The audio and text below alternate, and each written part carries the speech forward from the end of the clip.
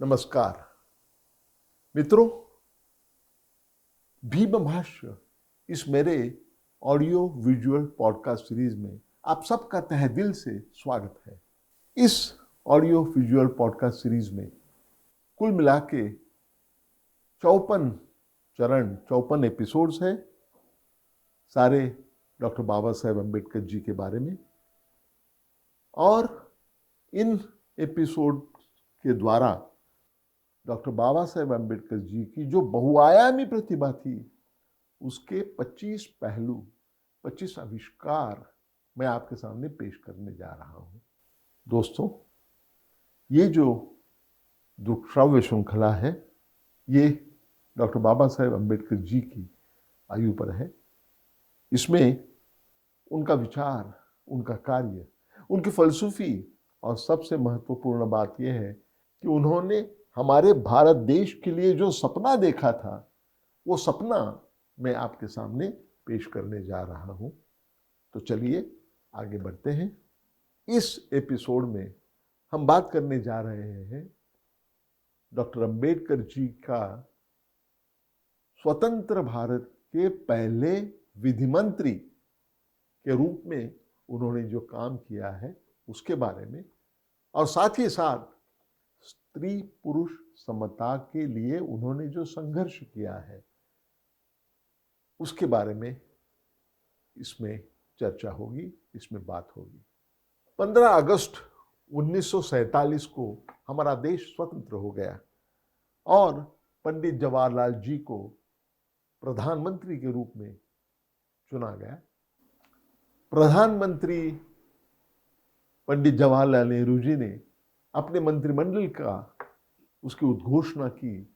वो दिन था 3 अगस्त 1947 और अचरज की बात यह है कि उस मंत्रिमंडल के लिस्ट में डॉक्टर बाबा साहेब अम्बेडकर जी का भी समावेश किया गया और उन्हें स्वतंत्र भारत के पहले विधि मंत्री का स्थान दिया गया। डॉक्टर अम्बेडकर जब विधि मंत्री के रूप में कार्यरत थे तो शुरू में उन्होंने 2 बहुत महत्वपूर्ण निर्णय संविधान सभा में पारित करके लिए। पहला यह था कि संविधान सभा जो है वो विधानमंडल का भी काम कर सकती है और वो करेंगी। दूसरा फैसला यह किया गया कि संविधान सभा जो है वो एक तरफ विधिमंडल का काम करेगी और दूसरी तरफ संविधान बनाने का अपना काम जारी रखेगी। उसके बाद में भारत देश के विधि मंत्री के रूप में डॉक्टर बाबा साहेब अम्बेडकर केंद्रीय विधिमंडल के सारे विचार मंथन में पूरी तरह से सहभागी होते रहे।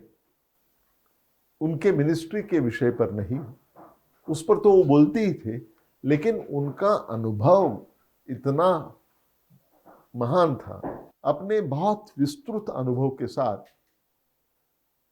केंद्रीय विधिमंडल में जो भी विषय आते थे उनमें से बहुत सारे विषयों पर बहुत अभ्यासपूर्ण निवेदन डॉक्टर बाबा साहेब अम्बेडकर जी करते थे और सभागृह के अंदर और सभागृह के बाहर बहुत बड़ी पैमाने पर डॉक्टर बाबा साहेब अम्बेडकर जी ने कॉन्स्टिट्यूशनल मॉरालिटी का आग्रह रखा, संवैधानिक नैतिकता का आग्रह वो करते रहे।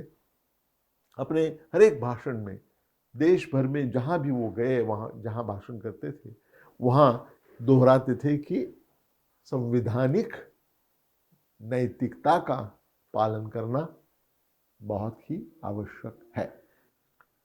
आगे चलकर काम शुरू हो गया हिंदू कोड बिल का। उसके लिए डॉक्टर बाबा साहेब अम्बेडकर जी ने बहुत परिश्रम लिए। देखिए कि हिंदू समाज में जो रूढ़ी परंपरा थी उसमें 100 बरस तक काफी बदलाव आए थे। जैसे कि सती की रूढ़ी बंद करना, जो 1829 को किया गया, वहां से लेकर हिंदू महिलाओं को मिलने वाला विरासत का हक, जिसका कायदा 1937 में हो गया, ऐसे बहुत बड़े सुधार करीबन 100 वर्षों से चले आ रहे थे। और ये सारे सामाजिक बदलाव का अग्रणी, सबसे उसका अंतिम चरण जिसको कहा जा सकता है, वो होने वाला था हिंदू कोड बिल। और डॉक्टर बाबा साहेब अम्बेडकर जी का मानना था कि आधुनिक भारत की जो नींव रखने का काम हम कर रहे हैं, उसमें ये एक बहुत महत्वपूर्ण हिस्सा उसका रहेगा। ये डॉक्टर अम्बेडकर जी की भावना थी। संविधान सभा में जब इस विषय पर चर्चा हो गई, तब उन्होंने संविधान सभा में यूनिफॉर्म सिविल कोड लाने की बहुत कोशिश की। उनका जो प्रस्ताव था उसको कई सदस्यों ने आपत्ति जताई। उसमें मुख्य रूप से मुस्लिम सदस्य थे, लेकिन उनके विरोध के बावजूद भी doctor Ambedkar uniform civil code के लिए डटे रहे। लेकिन बहुत चर्चा होने के बाद उन्हें सिर्फ इस बात पर तसल्ली करनी पड़ी कि जो directive principles of state policy है, देश की नीति के लिए जो मार्गदर्शक तत्व है, उसमें एक तत्व का अंतर्भाव किया गया। वो तत्व कहता था कि भारत देश के भूमि पर जो सारे नागरिक हैं, उन सारे नागरिकों के लिए यूनिफॉर्म सिविल कोड बनाने के लिए सरकार पूरी तरह से प्रयत्नशील रहेगी। ये इतनी बात पर उन्हें मानना पड़ा, इतनी ही उपलब्ध था संविधान सभा में, इस बारे में वो प्राप्त कर सके। अब आ गया 1948। प्रधानमंत्री नेहरू जी ने नए हिंदू कोड बिल का मसौदा तैयार करने की जिम्मेदारी संविधान सभा की एक उपसमिति बनाई, उसके ऊपर सौंप दिया और उस उपसमिति का अध्यक्ष स्थान दिया गया डॉक्टर बाबा साहेब अम्बेडकर जी को। डॉक्टर अम्बेडकर 4 बरस तक सर्वसमावेशक हिंदू कोड के बिल के लिए भरसक प्रयास करते रहे और मंत्रिमंडल में जो काम करते थे उसमें हिंदू कोड बिल उस काम का मूर्त स्वरूप था। उन्होंने बताया कि हिंदू कोड बिल जो बनाया गया था उसमें 5 प्रकार के सुधार निर्देशित किए गए थे। पहला था अंतरजातीय विवाह के बारे में, दूसरा था एक पत्नीत्व रखने के बारे में, तीसरा था डाइवोर्स या घटस्फोट के बारे में, चौथा था पुरखों से जो स्टेट चली आती है उस पर वंशज जो है उनके हक के बारे में, और 5वां जो हिस्सा था वो था महिलाओं को स्टेट में जो हक मिलना चाहिए उसके बारे में। डॉक्टर अंबेडकर जी ने इस बात को लेके पूरे देश में जाके जनमत तैयार करने की कोशिश की। उन्होंने तो स्पष्ट रूप से कहा था अपने एक भाषण में, और मैं उन्हें उद्धृत कर रहा हूं, कि हमारा तो स्पष्ट मत है कि धर्म और भौतिक अधिकार के हक, इनका कोई संबंध होना नहीं चाहिए। सारे देश के लिए एक ही सिविल कोड होना जरूरी है, ऐसे हमें लगता है, और वैसा प्रावधान हमारे संविधान में किया गया है, उसमें वैसा दिग्दर्शन दिया गया है। लेकिन ये सिविल कोड आएगा कहां से? वो आसमान से आ जाएगा कि उसे किसी विदेश से इंपोर्ट करना पड़ेगा, आयात करना पड़ेगा? हर एक कायदा कानून ये उत्क्रांत होना चाहिए, और हिंदू कोड बिल जो हमने बनाया है, डॉक्टर अंबेडकर जी कहते हैं, वो नए यूनिफॉर्म सिविल कोड की पहली पायदान है और इसीलिए हिंदू कायदा जो है उसका संहितीकरण करना आवश्यक है। उसी में से हम महत्तम साधारण विभाजक मसावी निकाल सकेंगे और जब वो महत्तम साधारण विभाजक हम निकालेंगे तब हम लोग मुस्लिम और बाकी अल्पसंख्यकों के पास जाकर उन्हें नए सुधार की दिशा हम बता सकेंगे। लेकिन मेरे हाथ में उसके लिए कुछ मुद्दे होने चाहिए, उसके सिवा कोई भी नया यूनिफॉर्म सिविल कोड निर्माण करना यह मुमकिन ही नहीं है। डॉक्टर बाबा साहेब अम्बेडकर जी ने सुधारित और विस्तारित हिंदू कोड बिल केंद्रीय विधानमंडल को अक्टूबर 1948 में पेश किया। उसके बाद में जो हो गया वो बहुत ही निराशाजनक था। इस विधेयक की वजह से पूरे देश भर में कड़वा विवाद शुरू हो गया और धार्मिक विचार का संरक्षण, उसकी रक्षा करने के नाम पर हिंदुओं के निजी जीवन में दखल दी जा रही है, ऐसा आरोप करके पूरे देश में खलबली मचा दी गई। ये स्थिति 3 वर्ष तक चलती रही और जो हिंदू सनातनवादी लोग थे उन्होंने विवाह के पवित्रता का मामला लेकर इस विधेयक पर हमला चढ़ाया और विधेयक पर सखोल वाद विवाद होते रहा, लेकिन निर्णय प्रलंबित रखा गया।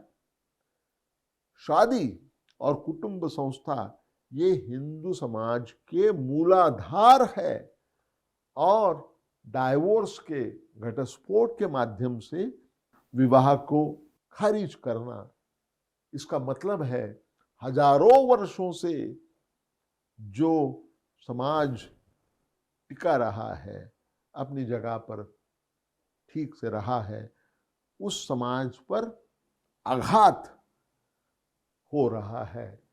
ये श्रद्धा के जो पुरस्कर्ता थे, पुरातनवादी लोग जो थे, उन्होंने ये प्रतिपादन किया। अक्टूबर 1950 में डॉक्टर बाबा साहेब अम्बेडकर जी ने हिंदू कोड बिल के बारे में 39 पेजेस की एक पुस्तिका सारे संसद के सदस्यों में वितरित की। उन्होंने देश भर में विविध हिंदू संगठनों से चर्चा करके हिंदू कोड बिल में सुधार लाया था और वो सुधार जो लाया था वो पूरा वो पुस्तिका में उन्होंने सबके सामने रखा था, विशेष रूप से सारे सांसदों के सामने वो रखा था। लेकिन फिर भी ये विवाद बंद होने का कोई चिन्ह नजर नहीं आ रहा था। स्वयं राष्ट्रपति डॉक्टर राजेंद्र प्रसाद, इन्होंने गृह मंत्री सरदार पटेल, इन्हें पत्र दिया और उसमें कहा कि हिंदू कोड बिल के बारे में उनके मतभेद है।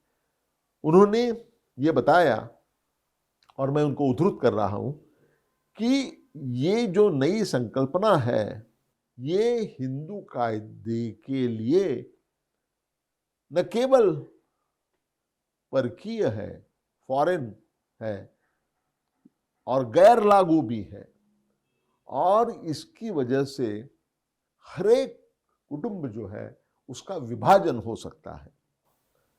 और राष्ट्रपति डॉक्टर राजेंद्र प्रसाद जी ने निजी रूप में इस विधेयक के खिलाफ एक मुहिम चलाई उनका ये कहना था कि ये अति गंभीर विषय है और इस विषय का विचार करने का अधिकार फिलहाल जो संसद बनी है, संविधान सभा जो संसद का भी काम कर रही है, उस हंगामी संसद को, उस टेम्पररी संसद को इतने महत्वपूर्ण विषय पर निर्णय लेने का अधिकार ही नहीं है।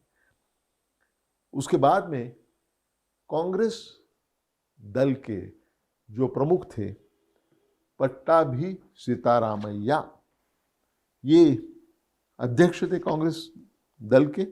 उनका ये कहना था कि 1951-52 में पहली बार जनरल इलेक्शन, सार्वत्रिक चुनाव होने जा रहा है, उसके पहले अगर ये निर्णय होता है तो कांग्रेस दल के लिए जो आधारभूत है उस हिंदू समाज पर इसका प्रतिकूल परिणाम होगा और उसकी वजह से उनको जो वोट मिलते हैं उसके बारे में दल कमजोर साबित हो सकता है।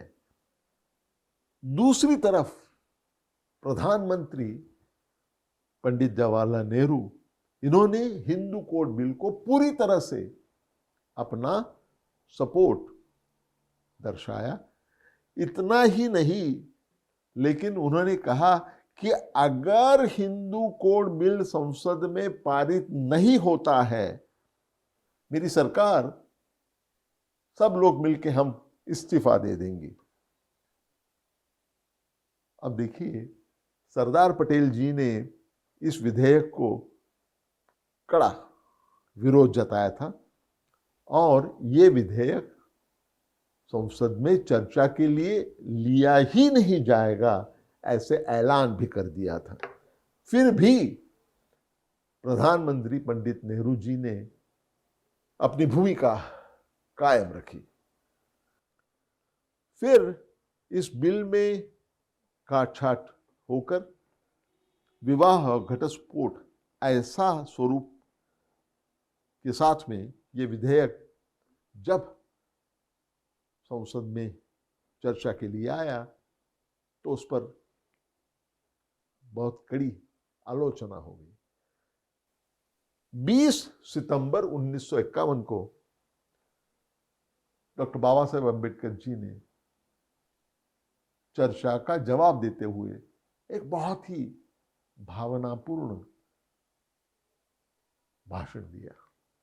उन्होंने कहा, और मैं उन्हें उद्धृत कर रहा हूं, कि विवाह की नई पद्धति जो प्रस्तावित की गई है, ये कोई परदेशी परकीय लोगों का अनुकरण नहीं है, इसमें कोई अनुकरण की बात नहीं है, लेकिन स्वातंत्र्य, समता और बंधुभाव, भाईचारा, ये हमारे संविधान के जो मूल्य है, इन मूल्यों पर ही वो आधारित है। और आगे चलकर उन्होंने ये भी कहा कि इसकी तुलना में सनातनी लोगों का वैवाहिक पवित्रता के बारे में जो कल्पना है, उन कल्पनाओं में पुरुषों के लिए बहुपत्नीत्व और स्त्रियों के लिए कायम रूप का दास्यत्व अंतर्भूत है। और इसके बाद में उन्होंने जो उदाहरण दिए, जो मैं यहाँ नहीं बताना चाहता हूँ, उसके बाद में पूरे सभागृह में बहुत हंगामा हो गया। अंतिमतः वो जो बिल था वो खारिज किया गया। पंडित नेहरू जी ने, प्रधानमंत्री जी ने इस विधेयक को पूरी तरह से सपोर्ट देने की प्रतिज्ञा की थी। फिर भी उन्होंने जो मुख्य प्रतोद थे, चीफ विप, इन्हें उनका उपयोग नहीं किया और सनातनी कांग्रेस के जो सदस्य थे उन्हें सबक सिखाने के मामले में भी उनकी अक्षमता और नाराजगी स्पष्ट रूप से व्यक्त हो गई। इसके बारे में डॉक्टर बाबा साहेब अम्बेडकर जी ने कहा, और मैं उन्हें उद्धृत कर रहा हूं। वो कहते हैं, प्रधानमंत्री के प्रति निष्ठाहीनता रखने वाला मुख्य प्रतोद मैंने आज तक देखा नहीं है, और ऐसे निष्ठाहीन प्रतोद के बारे में निष्ठावंत रहने वाला प्रधानमंत्री भी मैंने कभी भी देखा नहीं है। अनकोट। कांग्रेस के सांसद इस विधेयक को पूरी तरह से खारिज करेंगे, या अगर वो खारिज नहीं भी करते हैं, अथवा राष्ट्रपति डॉक्टर राजेंद्र प्रसाद इस विधेयक को कानून में, कायदे में परावर्तित न करने की अपनी धमकी जो है वो प्रत्यक्ष रूप में लाएंगे, ऐसा डर पंडित जी के मन में था, ऐसे माना जाता है। और बिगड़ता हुआ शारीरिक स्वास्थ्य और मन के बड़े ही उद्विग्न अवस्था में डॉक्टर अंबेडकर जी ने 27 सितंबर 1951 को अपने मंत्री पद का इस्तीफा दे दिया। प्रधानमंत्री और संसद इनके प्रति आदर भाव दिखाने के लिए डॉक्टर अंबेडकर जी ने प्रस्ताव दिया कि जो बचे हुए जो विधेयक है वो संसद के सामने रखने तक और उस पर की चर्चा खत्म होने तक अपना मंत्री पद कायम रखने के लिए उन्होंने तैयारी दर्शाई, और संसद के उस सत्र के अंतिम दिन को डॉक्टर बाबा साहेब अम्बेडकर जी का इस्तीफा स्वीकृत होगा, ये पंडित नेहरू जी ने उसके लिए मान्यता प्रदान की।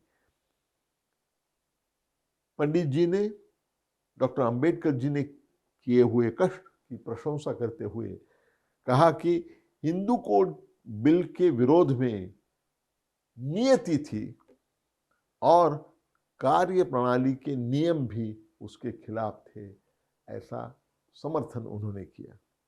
उसके बाद प्रधानमंत्री पंडित जी ने डॉक्टर अंबेडकर जी को विनती की कि आप संसद को छोड़ते वक्त जो भाष्य करोगे, जो निवेदन करोगे, उसकी एडवांस कॉपी देने की मांग की गई।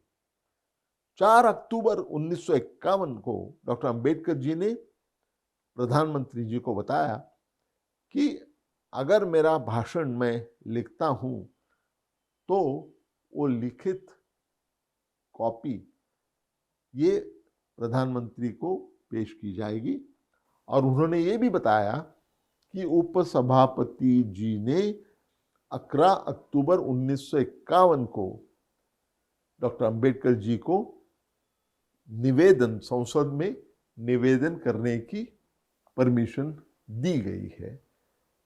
इसके बारे में भी डॉक्टर अंबेडकर जी ने अपने पत्र में लिखा था। जब वो दिन आया 11 अक्टूबर 1951, संसद का कामकाज चालू था, तब डॉक्टर अंबेडकर अपना भाषण देने के लिए खड़े हो गए।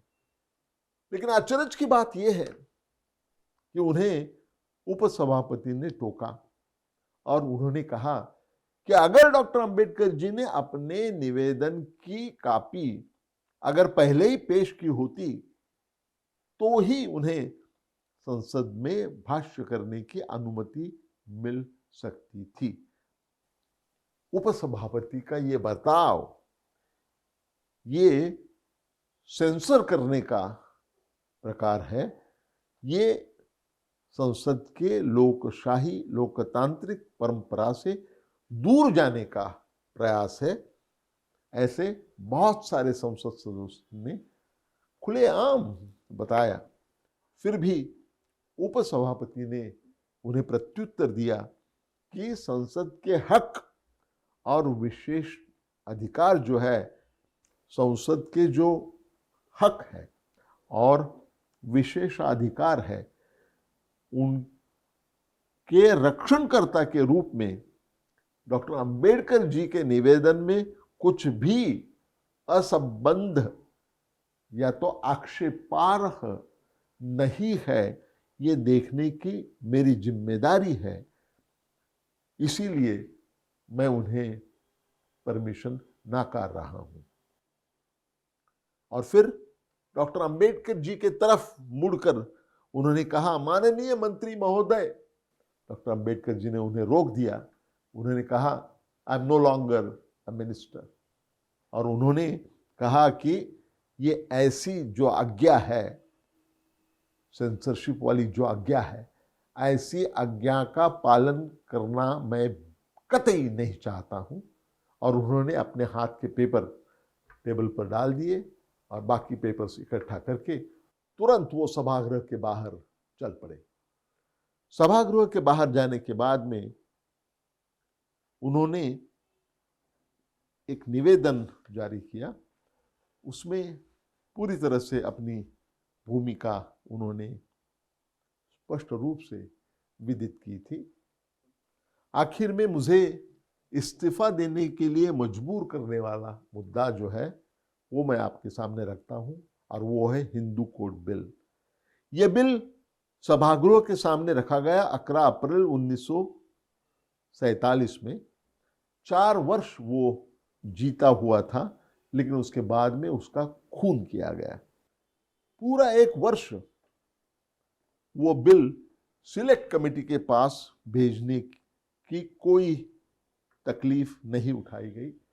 9 अप्रैल 1948 को वो सिलेक्ट कमेटी के पास भेजा गया, और उसका जो अहवाल था, उसका जो रिपोर्ट था, वो सभागृह के सामने रखने के बारे में मैंने खुद ही सूचना सामने रखी थी। और वो दिन था 31 अगस्त 1948। उस सूचना की वजह से वो बिल एजेंडा पर लिया गया।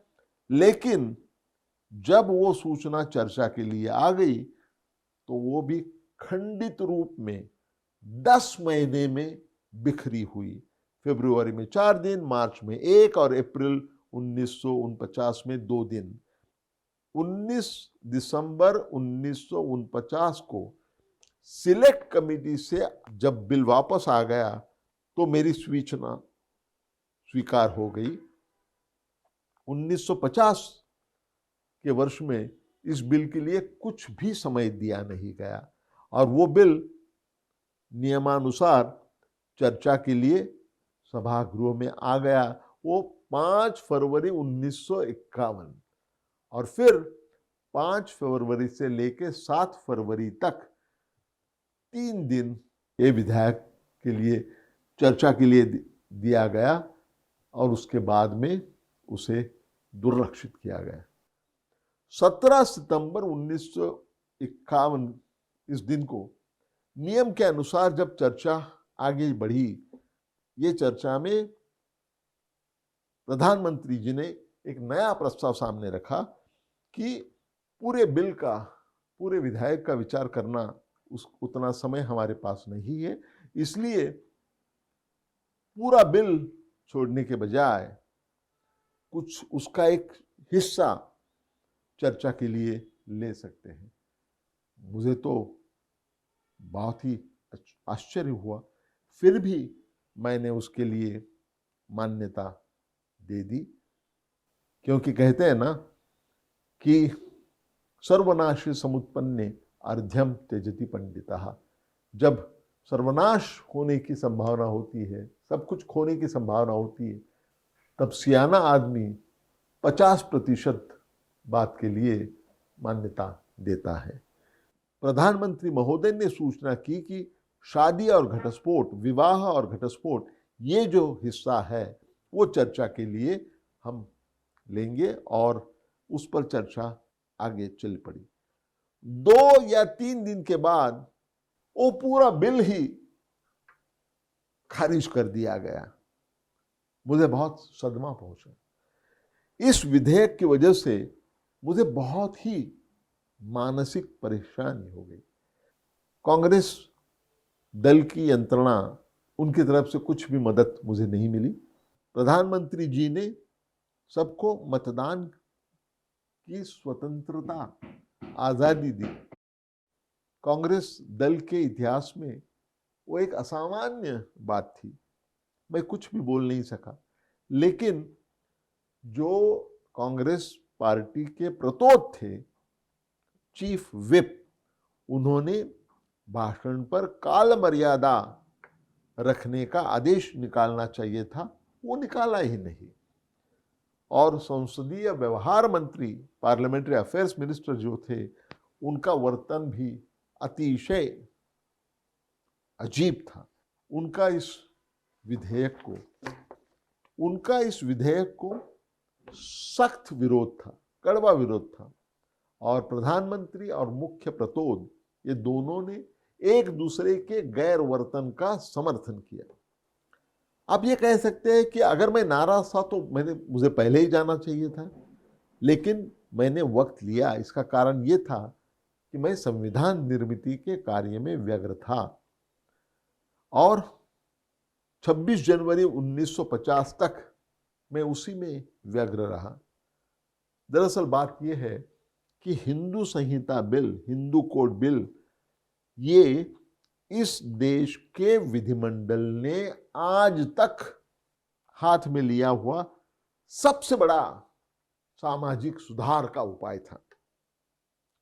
आज तक के किसी भी कायदे से उसकी तुलना नहीं हो सकती है। हिंदू समाज का जो आत्मा है, वर्ग वर्ग में असमानता, लिंग लिंग में असमानता, उसको कायम रखते हुए आर्थिक समस्याओं के बारे में कोई भी कायदा पारित कर लेना, ये तो हमारे संविधान का मजाक उड़ाना है। और मैं तो कहूंगा कि गोबर के ढेर पर ये महल खड़ा करने वाली बात है। फिर भी मतभेद होने के बावजूद भी मैं वचनबद्ध रहा, क्योंकि प्रधानमंत्री जी ने सभागृह में इस संहिता के, हिंदू कोड बिल के पारित करने के बारे में घोषणा की थी। लेकिन अगर प्रधानमंत्री जी ने अपनी घोषणा, अपने वचन और उनकी प्रत्यक्ष, उनका काम, इसमें अगर फर्क होगा तो निश्चित रूप से मेरा दोष नहीं है। मेरे मंत्रिमंडल से जाने से इस देश में किसी के लिए फर्क नहीं पड़ने वाला है, लेकिन मुझे अपने आप से प्रामाणिक रहना होगा, इसलिए मैं जा रहा हूं। मित्रों, हिंदू कोड बिल के माध्यम से स्त्री पुरुष समानता, इसको साध्य करने के लिए डॉक्टर अंबेडकर जी ने भरसक प्रयास किया और उसी विधेयक के बारे में जो चर्चा हो गई थी, उसमें वो विधेयक पारित नहीं हो गया, हिंदू कोड बिल। इसलिए उन्होंने केंद्रीय मंत्रिमंडल के सदस्यत्व का त्याग भी किया। इतना करने के बावजूद भी हमारे देश में कभी भी स्त्री पुरुष समता के बड़े समर्थक के रूप में कभी भी डॉक्टर बाबा साहेब अम्बेडकर जी को कुछ भी श्रेय नहीं दिया जाता। महिलाओं के संगठनों से भी उन्हें कोई श्रेय दिया नहीं जाता है।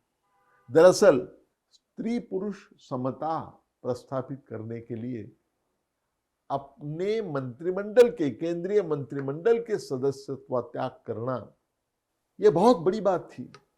लेकिन डॉक्टर अंबेडकर जी को कुछ भी श्रेय नहीं दिया गया।